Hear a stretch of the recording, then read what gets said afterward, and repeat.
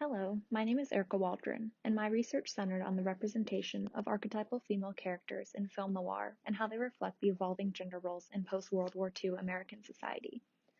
For a little bit of context, over 6 million women entered the workforce between 1941 and 1945, with the number of employed wives doubling.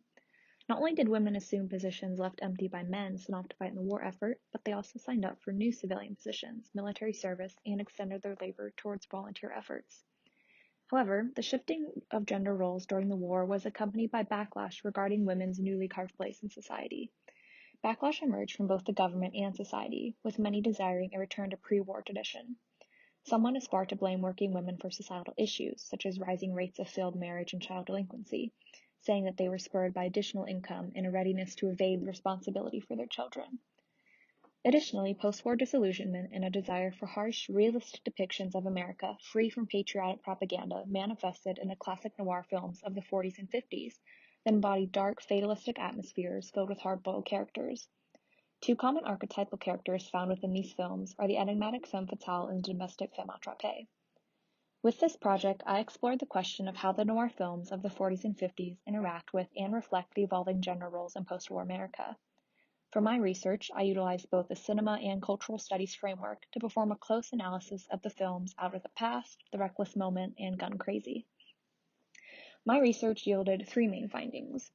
First of these findings is that depictions of femme fatales within noir films mirror the gender role-defying actions taken by women during and following the war. These female characters were no longer confined to storylines in which they solely function as the mother or male antihero's wife. Instead, classic femme fatales bypass traditional romance and domesticity for an ambition of money or freedom. Their defiant actions tend to manifest at a more extreme level than in reality, as femme fatales usually bring the leading man to ruin or his death in their fight against male domination. However, their actions still echo the manner in which women began to funnel into the traditionally male space of the workforce during World War II. Additionally, the tragic manner in which femme fatale storylines end corresponds to contemporaneous views regarding women who refuse to remain within the societal bounds of what was deemed appropriate. The femme fatale is not allowed to walk free after overstepping the bounds of acceptable behavior for women. She is instead murdered, tortured, jailed, or married by the end of the film. The neutralization of the threat posed by femme fatales reflects the desire for women to settle back into their original pre-war domestic roles. My second finding is that portrayals of femme attrapeés and their ability to survive further reflects the post-war reality of women and society's views on those who broke tradition. Instead of breaking free from conventions, these characters are loyal and docile women who fulfill the expected roles of partner, wife, or mother. The portrayal of femme attrapeés is almost a direct mirror of the women who conform to pre-war gender expectations. There are no exaggerated behaviors or challenges to masculinity. Instead, these women embody the typical experience of operating in the domestic realm.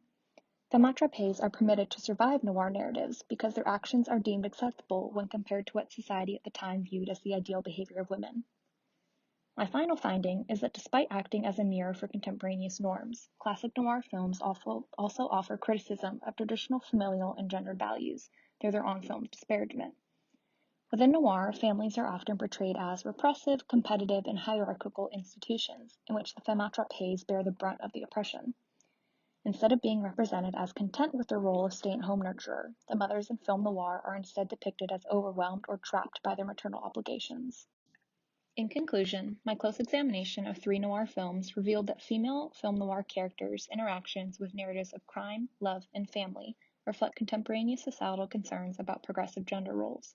In general, the behaviors of women engaging in the workforce are mirrored by the actions of the lethal femme fatale. The manner in which femme fatales are punished in noir is reminiscent of the backlash against the real-life shift in gender roles. In contrast, the femme attrapees engrossed in their familial duties reflect the return to tradition that many families opted for. And even though noir films depict the existence of femme attrapees and allow them to survive the film's finales, the genre offers a denigrated depiction of this idealized lifestyle. While noir was originally popular in the mid-1900s, its ability to capture and reflect on societal occurrences through the art of film remains critical today as society continues to evolve. Thank you for listening.